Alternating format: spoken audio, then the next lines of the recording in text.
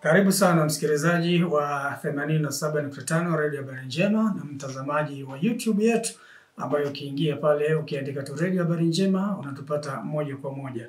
Na leo nimefika kwa katibu mtendaji wa Chemba ya Biashara TCCIA mkoa wa Manyara, Bi Zainabu Rajabu, na hasa tukiangalia kuhusiana na nafasi ya mwanamke katika umiliki wa mali au ardhi.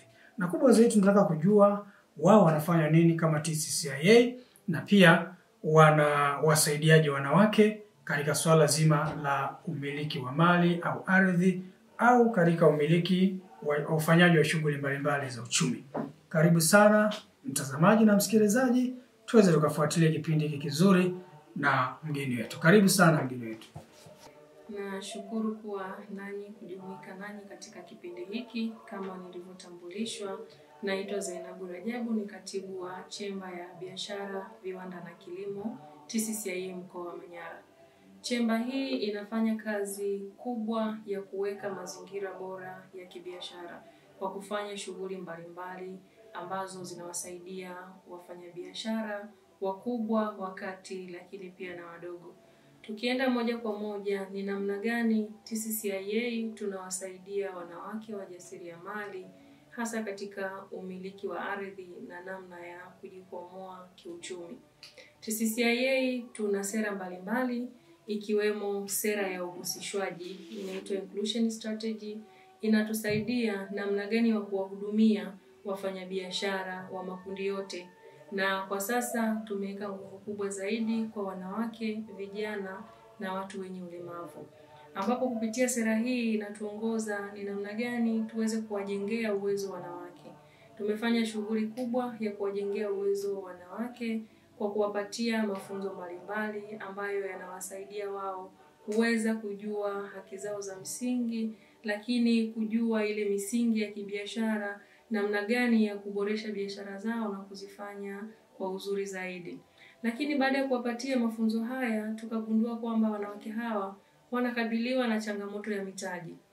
Tukaanzisha chama cha ushirika wa akiba na mikopo, inaitwa TCCIA Manyara SACCOS, ambapo wanawake hawa wanapata mitaji kwa riba nafuu. Lakini baadaye pia tukagundua kwamba wanawake hawa bado wanakosa dhamana ya kuweza kupata mikopo katika SACCOS hii. Kwa hiyo tukawasaidia pia wanawake katika upatikanaji wa hati miliki, ambazo hati miliki hizi ziliwasaidia sasa kuweza kupata mikopo ndani ya chama hiki cha ushirika cha kwetu, lakini pia hata na mabenki na sehemu nyingine. Kwa hiyo kama TCCIA tumeweza kuwasaidia wanawake hawa kwa njia hiyo, na hili tumelifanya kupitia maandiko ya miradi mbalimbali ambao huwa tunafanya na wadau mbalimbali. Kama hii tulifanya na shirika linaloitwa Trias East Africa, na waliwasaidia wanawake hao kuweza kupata hati miliki.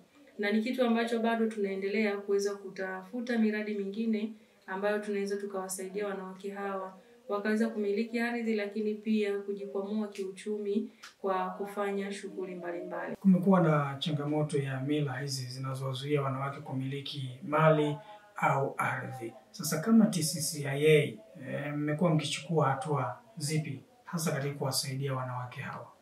TCCIA tunafanya kazi kwa kushirikiana kwa karibu sana na serikali. Hivyo tumekuwa tukishirikiana na serikali hata kwenye miradi yetu tunayofanya, huwa tunaingia kwenye makubaliano na serikali namna gani ya kushirikiana. Kwa kupitia hili imekuwa pia ni sehemu nzuri ya kuweza kushirikiana kwa pamoja na kuweza kuwasaidia wanawake hawa. Kwa yale ambayo hatuwezi kuyafanya sisi kama TCCIA, tunawatumia wadau wengine, lakini pia na serikali kupitia sehemu husika, na wanawake hawa wanaweza kupata suluhisho la changamoto hiyo.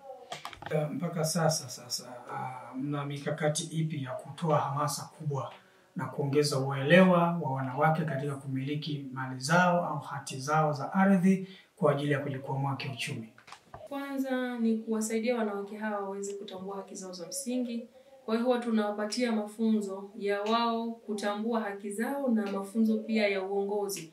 Kwa sababu pia tunaamini kwamba wanawake hawa watakapokuwa ni viongozi itakuwa ni chachu ya kuwahamasisha wengine. Kwa hiyo tunawapatia haya mafunzo ya wao kujitambua na mafunzo ya uongozi, lakini pia kwa kupitia kampeni mbalimbali kama hivi tunakuja kwenye vipindi vya redio kuweza kuwaelimisha waweze kujua kwamba ni haki gani za kwao na ni namna gani wanaweza wakazitumia haki hizi za msingi. Kwa hiyo tunatumia njia mbalimbali ikiwemo kupitia matangazo kama haya, lakini pia huwa tunafanyaga maonyesho ambapo kupitia maonyesho haya tulishakufanya maonyesho yanaitwa Tanzanite Manyara Trade Fair.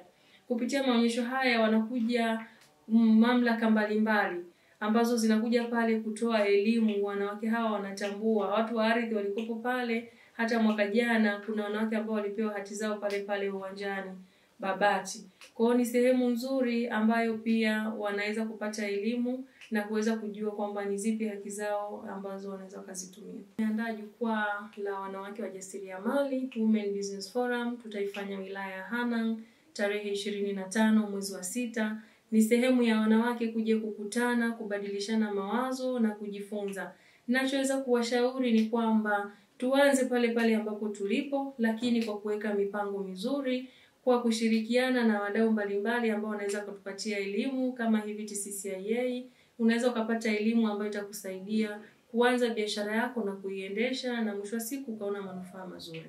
Kuhusiana na nafasi ya mwanamke katika umiliki wa ardhi, nikiwa na katibu mtendaji wa TCCIA mkoa wa Manyara, Bi Zainabu Rajabu. Na mimi umejifunza mengi. Kama ni mwanamke, ni muda wako sasa kuhakikisha unapata haki yako ya kumiliki ardhi au mali.